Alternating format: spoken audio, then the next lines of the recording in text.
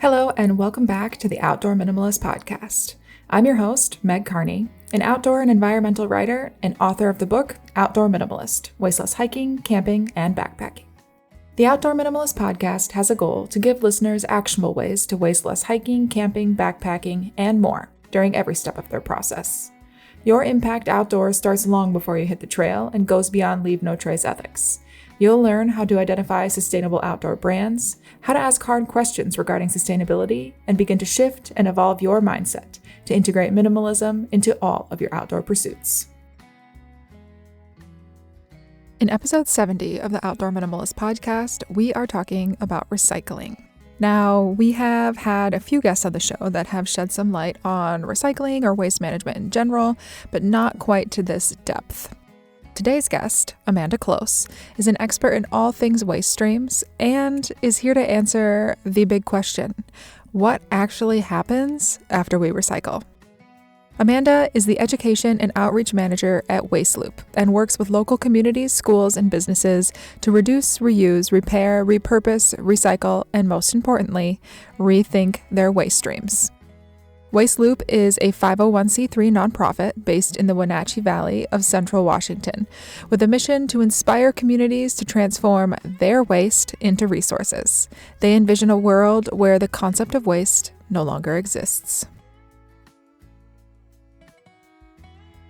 Adventuring plans on your calendar? Remember to grab your Lava Linens travel towel on your way out the door. Founded by a mother-daughter team, Lava Linens crafts durable, luxurious travel towels as a more sustainable and better performing alternative to microfiber and cotton towels. Powered by flax and hemp, they're designed to be by your side for years to come. Use the code Outdoor Minimalist for 15% off your next order.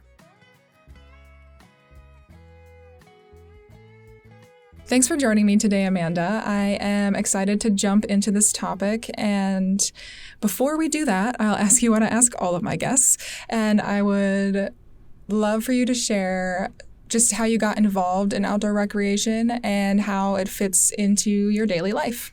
Awesome. Well, thanks so much for having me on the podcast, Meg. I'm super excited about our conversation. And outdoor recreation is a big part of my life. I would say as a kid went camping, hiking with the family, but it wasn't a huge part of my life until college. And I went to college in New Hampshire and started hiking and backpacking up in the White Mountains. And that was kind of my gateway to the outdoor world. And since then, I've discovered river rafting and whitewater. And that is my kind of major form of outdoor recreation. I now live in the Cascade Mountains in Washington, and there's just amazing opportunities like right out my back door. So I'm pretty lucky in that. Oh, absolutely. What brought you from the East Coast to Washington? The outdoors. After college, I just wanted to explore more of the West and bigger landscapes, more opportunities, and found the Pacific Northwest in particular, and just fell in love with the outdoor landscapes there. And through some friends that I had met, got involved with the whitewater community, and that's what brought me to the current community that I live in. And did you already kind of have this job set up with Waste Loop when you moved there, or was this a part of what you went to school for, so you were just looking for jobs in that area that you already liked? Yeah, great question. And kind of a little bit of both. I went to school for environmental conservation and environmental education. So really in line with both recreation and the work that I do with Waste Loop. But I actually got involved with Waste Loop through a fellow former raft guide. So our founder and executive director, I met through the rafting company that we've both worked for. That's really cool. Do you still do raft guiding, or is it just kind of a hobby now? I don't do it full time anymore, but occasionally on the weekends, especially during high water, during spring or not. It's really still super fun. And I also have my own boat now, so I really like to just get out with friends whenever I can. I have not done a lot of river stuff, but I've done it here and there, and it is very exciting, but it seems kind of scary sometimes. But there's a lot of good whitewater in the area that you live, from what I have heard. So seems like a good location overall. Yeah, it's great. Kind of turning the focus back to what you do as your career now, can you talk a little bit about Waste Loop and what it is, what you guys do, and what your service area is? Sure. Yeah. So Waste Loop is a nonprofit, and we're based in the town of Leavenworth, Washington, serving kind of the broader Wenatchee Valley in central Washington. And it really formed from a group of community members coming together about 4 or 5 years ago around concerns that the city, which was growing in tourism quite a bit, was not handling the waste stream properly. There are a lot of other nonprofits in the area doing really great things with river protection, water quality, fish, environmental education, but no one was talking about waste, just this elephant in the room. So we started talking about it. And then, as I mentioned, our founder, Ariana, kind of was the one that took it from a group of concerned citizens to going through the process of it into a nonprofit. So that happened in 2019. So we're still pretty young. And our mission is to work with communities to inspire the transformation of their quote unquote waste into resources. So I joined the team officially about a year and a half ago in the education and outreach role, and it's awesome. Yeah, I heard about Waste Loop, I think, through Kolchak Consignment because you guys do some programming with them, right?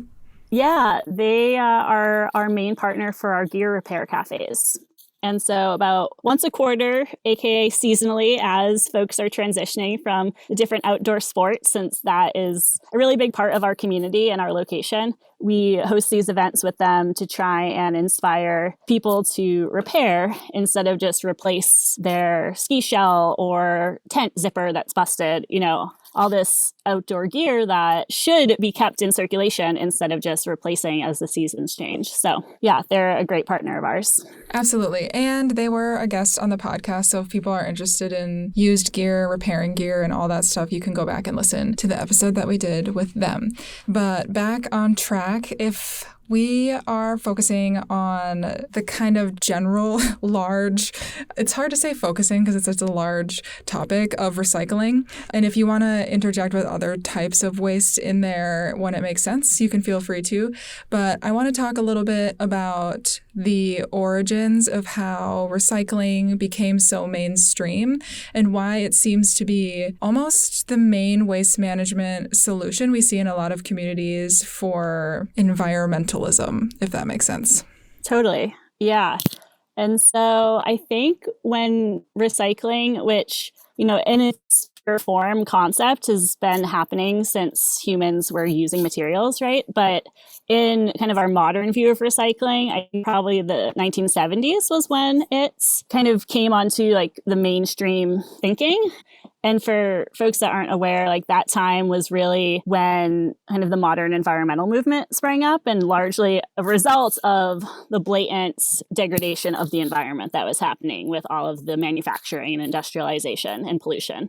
And so people started taking note that like, hey, there are rivers on fire. Like, that's not good. We should do something. And recycling was one of those kind of easy things that the average person could do to make them feel like they're helping this larger environmental problem. And then kind of the plastics industry in particular latched onto that idea of recycling. They, quite frankly, didn't want their consumers to reduce their consumption of plastic because that would be bad for their business and their bottom line. So they heard of this recycling idea. It was like, oh yeah, like if you recycle, then you can still consume, but you're also, benefiting the planet. So it's kind of a combination of different things, but that I think is probably how recycling versus reduce or reuse, those other 3 R's that are thrown about in kind of this lump, why recycling is what is there's so much focus on.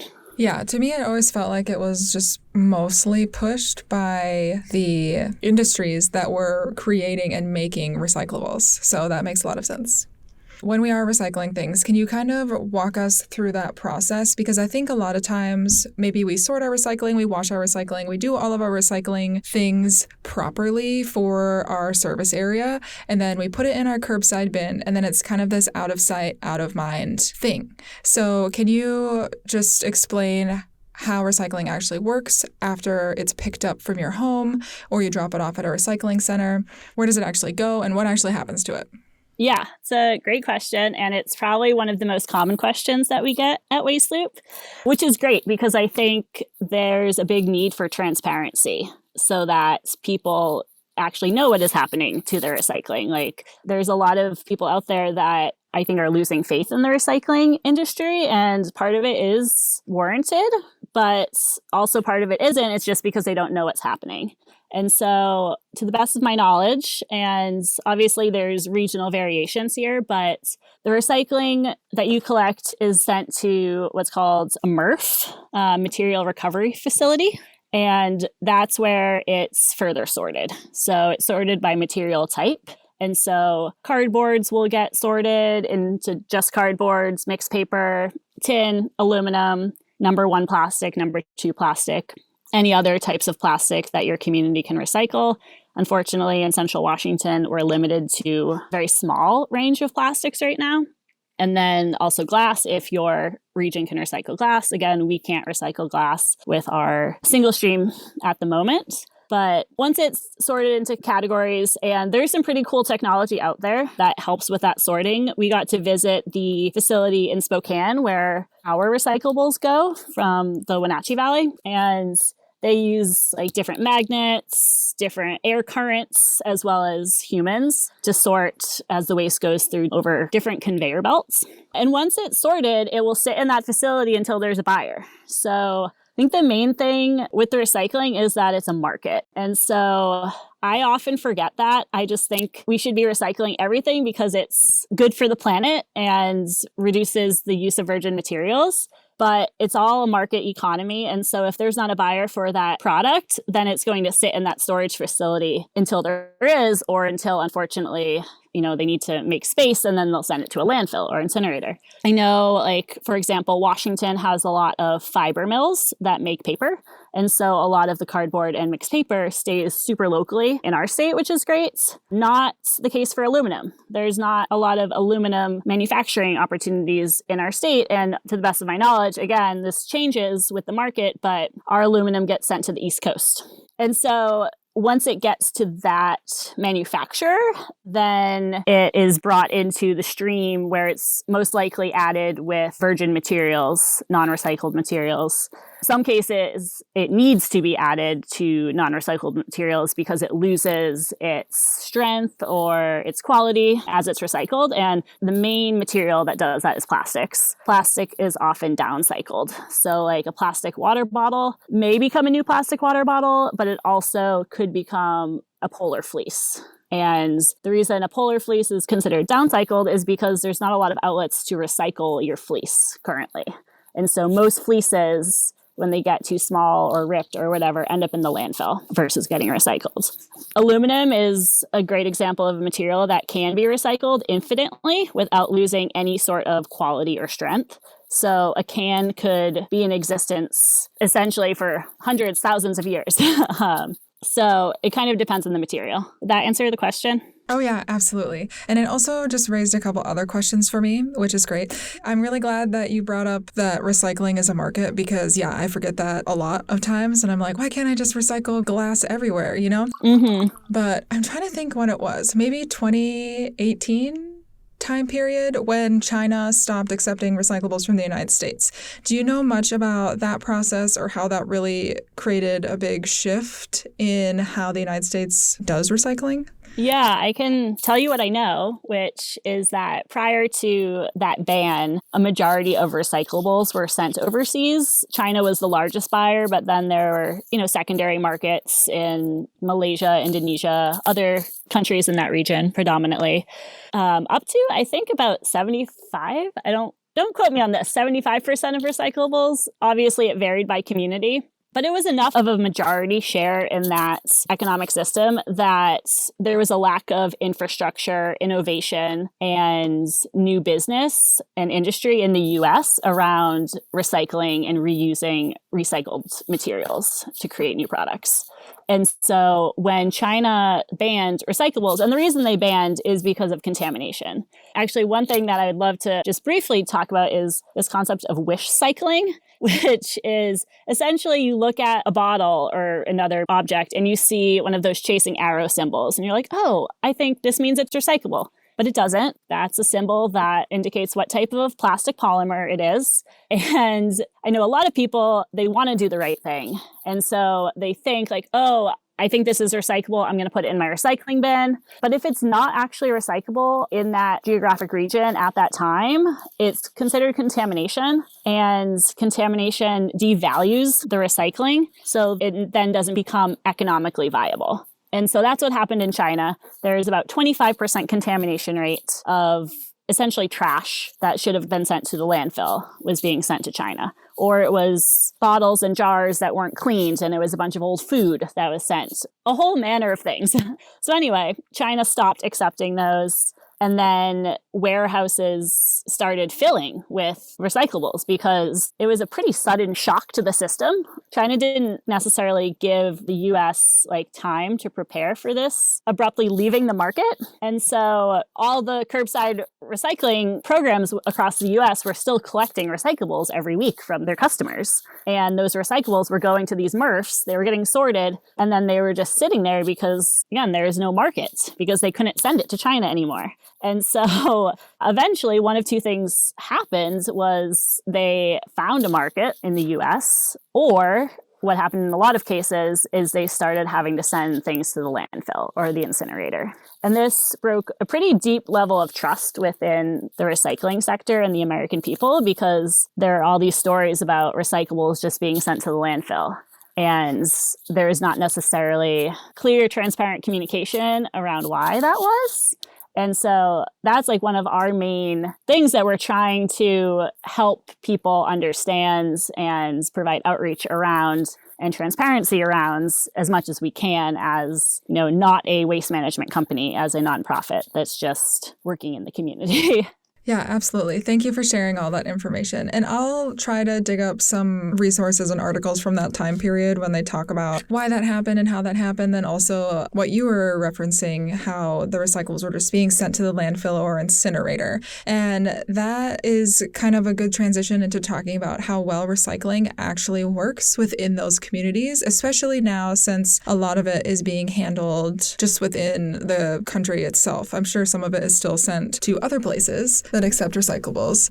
I think it depends on your location and what the market is. For example, if you look at a map of the US and you look at where glass manufacturers exist, you'll see that across the East Coast, it's pretty consistent distribution of glass manufacturing plants. Same in the Southeast through Texas. A handful along the West Coast, California, Oregon, Seattle. But then there's nothing between Seattle and I think maybe Chicago area, Minneapolis area. There's a huge part of the Intermountain West where there are no glass manufacturing facilities. So how could communities even think about recycling glass if they have to travel 500 miles to bring it to a manufacturer that will accept it? I think in areas where there's a high density of population, there's a ready market for those recycled goods. I think that's where recycling works really well. I think it's struggling in more rural areas where the drive times are really long for both collecting residential recycling and bringing that recycling to be sorted and to market. Did that answer your question? Yeah, absolutely. And I've definitely lived in areas that don't do any form of recycling, and most of those areas are very, very rural. And so they have these big collection areas, but consumers have to gather all of it, clean all of it, and then sort it at that collection space. But even then, I'm not sure how effective that is in the grand scheme of things.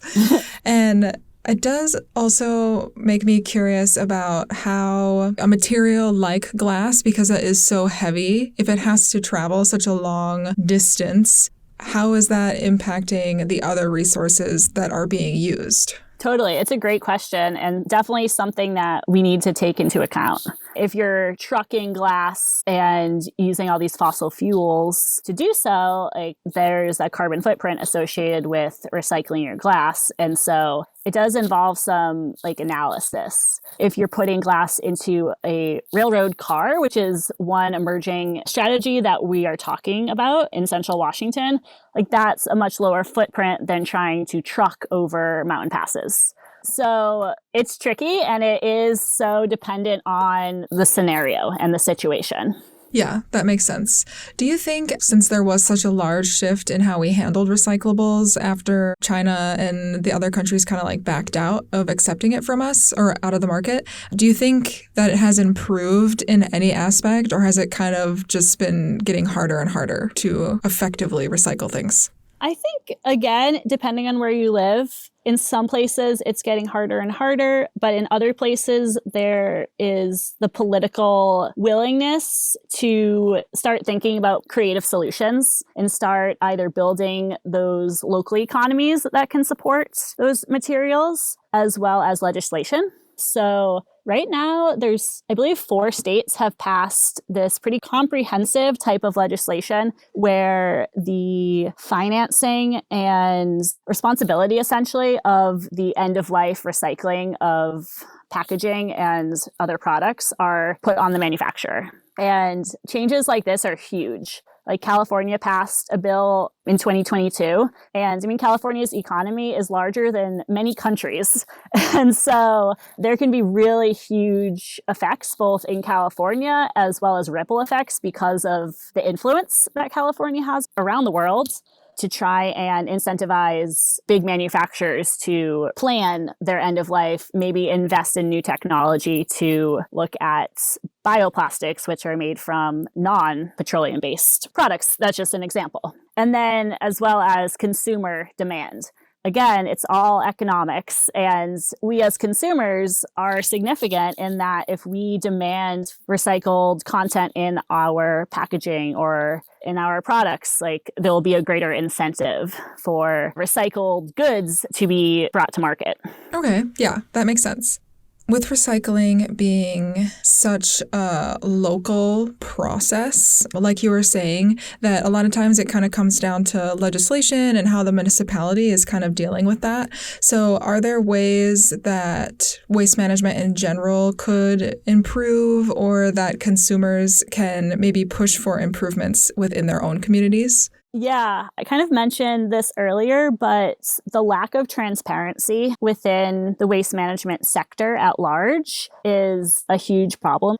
I think there'd be a lot more buy-in, interest, etc., from the average person if they knew why they should recycle, where is your recycling going, and if there is just more education outreach around those things. I'm obviously a huge proponent of education and outreach. I think that sharing information can only help the situation and inspire people to want to make small changes that, you know, when aggregated could be large changes. Yeah, I remember when I lived in Wenatchee, they had this pamphlet that they sent in the mail for the waste management system. I don't know if it's the same in Leavenworth or not, but it basically explained like, we accept this, we don't accept this, and you could kind of like pin it on your fridge or above where you collect all of your rubbish and recycling. And I thought that was really helpful. And I've seen other larger cities do that, like San Francisco, New York, places like that. But then I've lived in other places that don't really have much in the form of communication of what is even supposed to be recycled.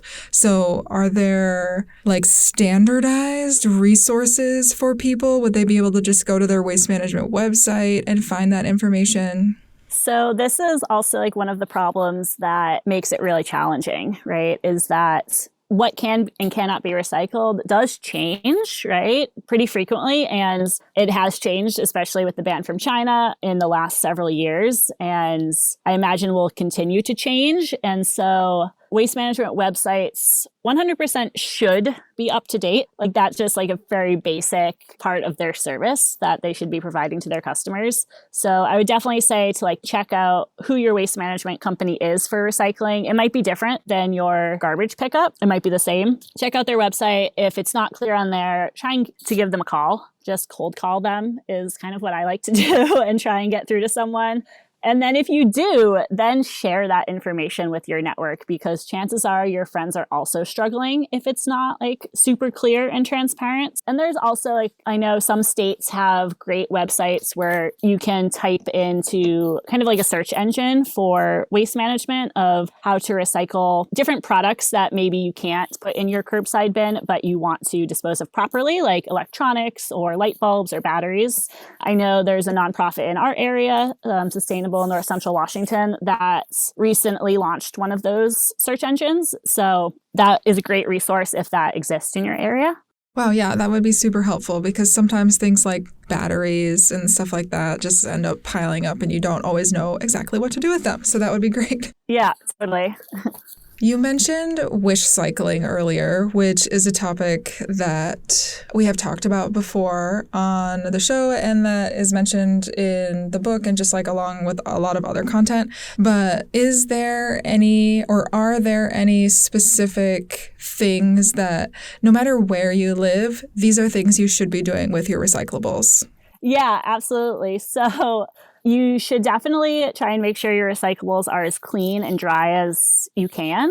Having like a tiny little drop of extra soda or beer or whatever in your bottle or can is not the end of the world, but you do want to dump out the content of a liquid bottle and try and wash any sort of like peanut butter jar is a great example of something that you don't want to just like scrape clean with a knife and throw it in. Like you want to actually wash it. So making sure that they're dry and clean to the best of your ability. And then I know in my area, they have asked us to take the caps off of our plastic bottles. And this is, I think, a little controversial and varies by location. And it's all dependent on what sorting technology is being used. In our area, basically, you're not allowed to recycle those real small things because it will interfere with the conveyor system and can jam into the machinery. And so things like bottle caps and shredded paper, or basically any paper that's smaller than your palm, can't be recycled through the traditional curbside collection. Another thing that pretty universally shouldn't be put into your recycling bin curbside are plastic bags. So you should never bag your recyclables. They should be loose in your container. And the reason for that is, again, those plastic bags will act as a potential hazard. And so they get caught in the machinery really easily. And so if you have plastic bags, there are a lot of grocery stores that will take them back. And they are a very recyclable item if they're contained in their own stream. Yeah, I have heard that a lot about the plastic bags before, so thank you for sharing that.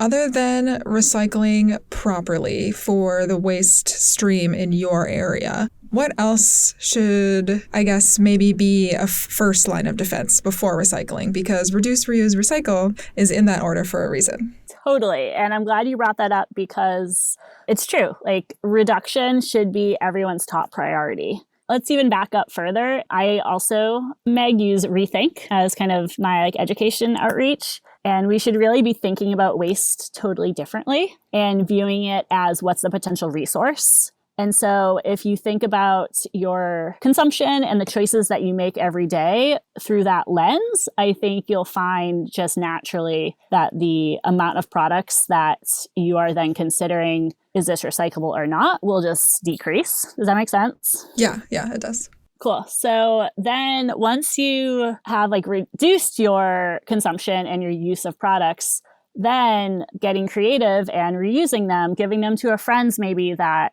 would, derive value from them, repairing, repurposing, upcycling. And then finally, recycling should honestly be like your second to last resort, with the last resort being the landfill. But yeah, recycling is really that like low level of our actions. Yeah, a lot of those are very much in line with, I guess, like the 7 R's of outdoor minimalism. So I'm glad that people are like on the same train of thought. I love that. You've already shared quite a few different resources that I will be sure to link to any that Amanda mentioned in the episode notes so people can check them out later. But did you have any other things that you wanted to maybe point listeners to learn more about recycling or how they can minimize waste in their life? Nothing in particular. I think there's a lot of amazing resources online. So just doing a quick Google search of your area, looking to see if there are any nonprofits that are working in this space. If there's any entity like in your county or your states, there's often specific programs at those levels that are tackling these issues. And then in terms of like reducing your waste, there's some really fun YouTube videos and blogs out there of upcycling. It's like one of my favorite things to do is just get creative and have fun, especially in the winter when there's like less outdoor things happening and longer days or shorter days.